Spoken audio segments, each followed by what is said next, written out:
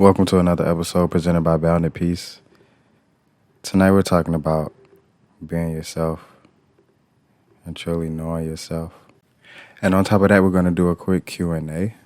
Much appreciation to all of the new active followers and subscribers. But let's not waste any more time. We're going to pick up one of these questions for the Q&A.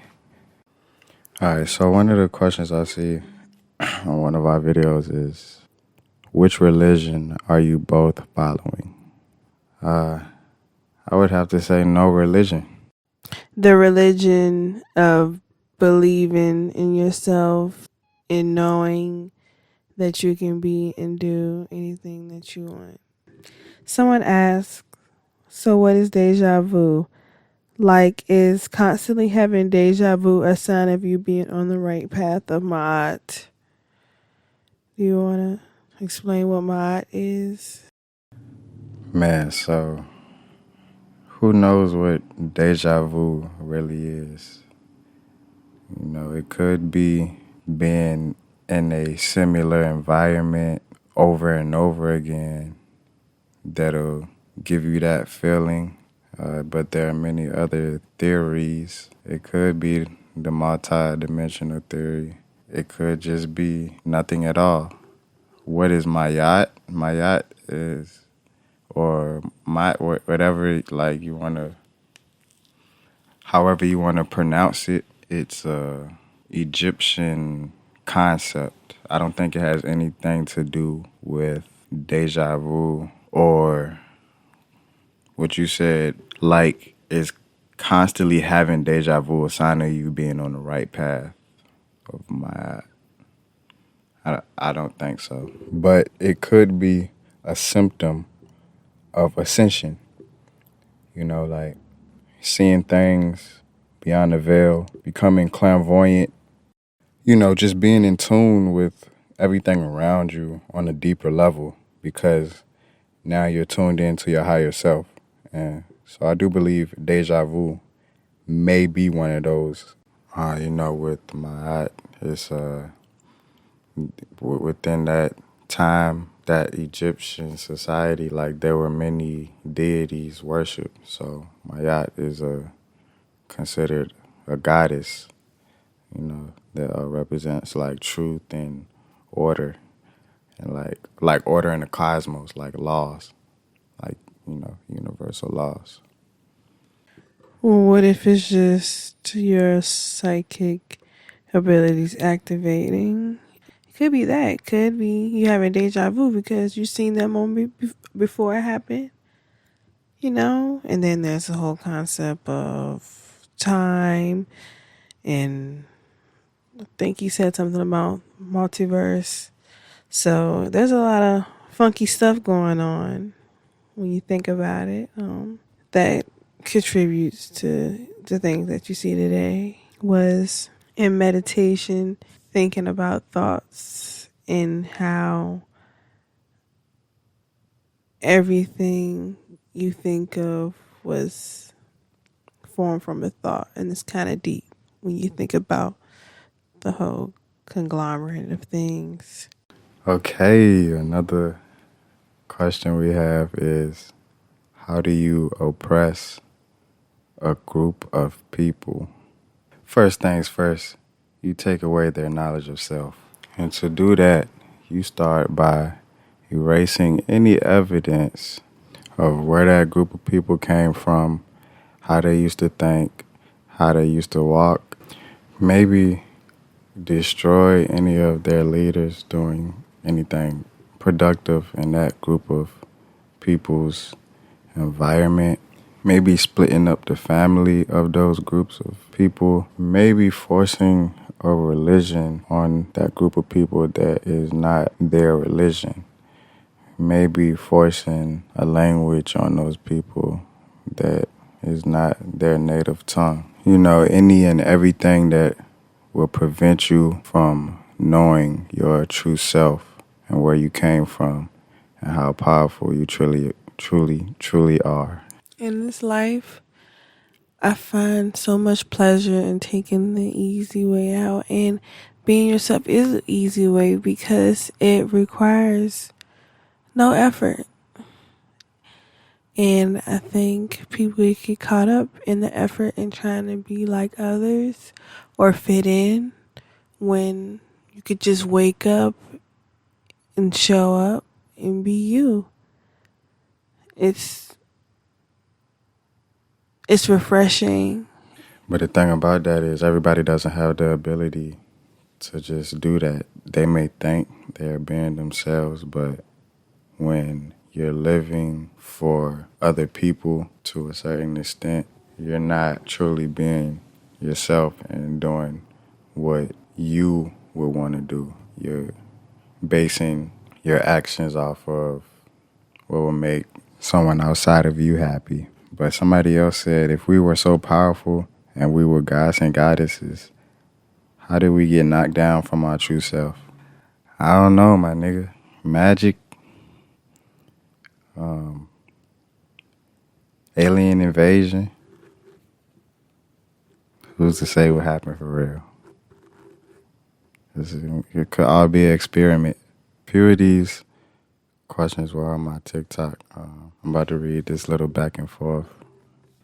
Alright, so Moonlit Pooh said, Black people are gods, so sounds like one was brought to earth. The gods or the humans? And then he said, that. So comic books made by white people, basically. And then somebody else said, humans, which was created by Satan slash Yakub slash Zeus, etc. And then somebody else jumps in. He's like, bro, no matter your race, we are all thermonuclear, solar, human. We can reverse irreversibles. Second law of thermodynamics. Wait, let me try that again. Thermodynamics. There it is. Thermodynamics. And then Moonlit Pooh jumped back in. Moonlit Pooh said, I don't know what you said, but I want to know. And you know that it sort of defines the mystery of life. We're just living, not really knowing what's going on, but we would like to know. And we kind of just go with sounds good and sounds like it makes sense. But I mean, come on. Who really knows what the hell is going on here? I mean, from wherever you're sitting at right now, whether you're at home smoking a blunt or at work smoking a blunt, if you could really ask yourself, what's going on? A couple more questions were asked. One of them was, are you happy with your religion? I don't have a religion to be happy about. The other was, has religion affected you? Of course, I feel like religion affects everyone, and depending on who you are, what your skin color is, or your ethnic background, and the environment you grew up in, and just so many aspects of life, kind of influences how religion will affect you. Just want to finish off by what you were saying about how we don't know what's going on. Vibration and energy is what's going on. If there's one thing that you can firmly put your belief in, is your vibrations, your feelings, your thoughts, your actions, and how they all correlate with one another. Focus on you, what other people have going on, what your family got going on, what your friends got going on. At most, it has nothing to do with you. You can only focus on your vibration. For example, and this is to answer the questions how I feel about my religion and how I feel it affects you. I'm going to answer how a religion affected me after this. So, Brandon speaks a lot about a law of attractions. I know you guys heard of that law of attraction. If you haven't, look it up. I won't go into detail too much. For instance, I've been meditating for over a week straight, feeling great. I get a phone call about a family member that is displeasing to me. Immediately after that phone call, my phone screen starts lagging really bad, and it just doesn't work for a day. So the next day, my phone's working again. I went, after my phone started working, I sat to myself, I said, am I going to allow this to irritate me? Mind you, I got my phone screen fixed prior to it not working.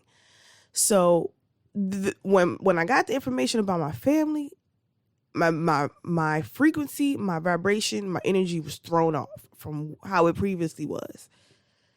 I was on top of the clouds before I found this information out. And then immediately after that phone call, my phone stopped working.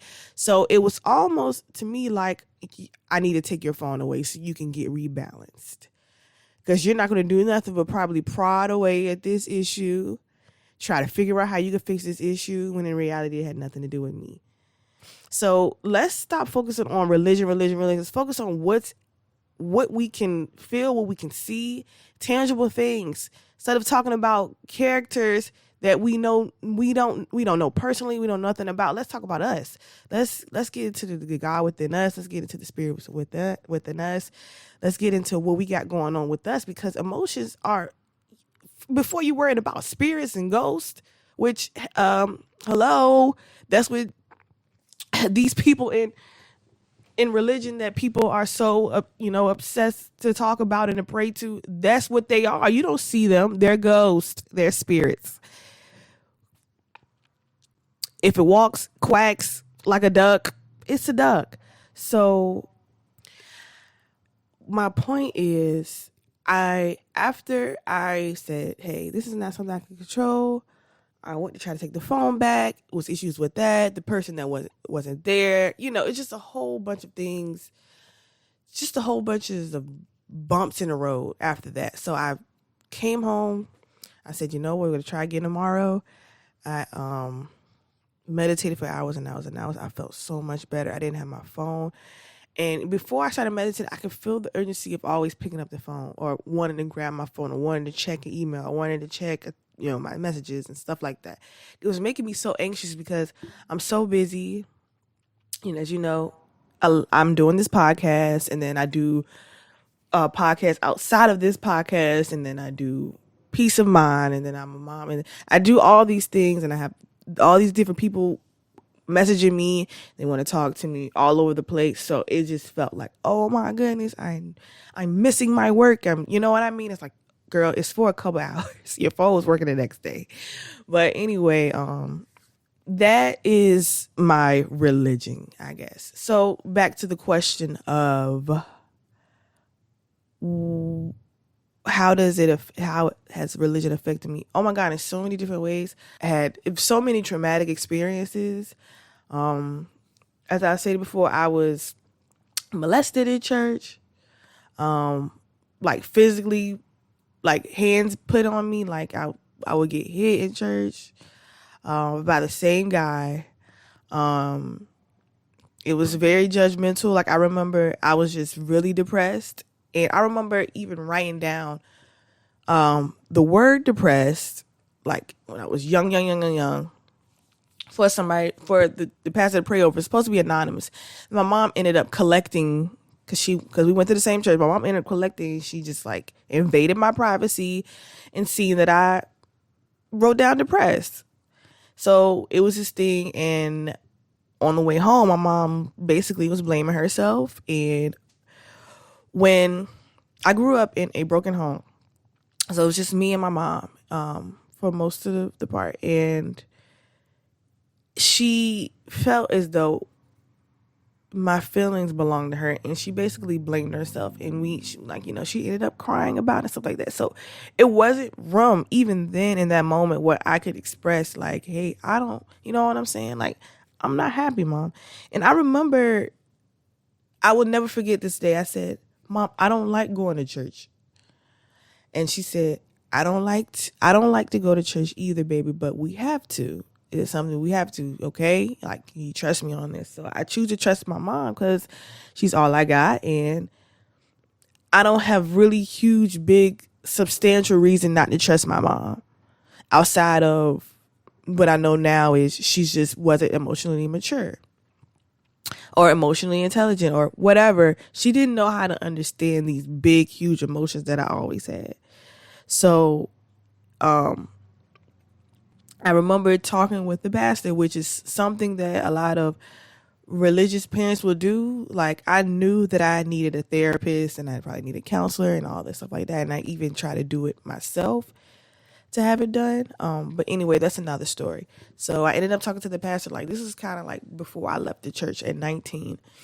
And he basically just came out and was saying at the end of everything that I said, which had nothing to do with it, he asked me, was I on drugs and was I a lesbian? I said, this is what you got out of this conversation.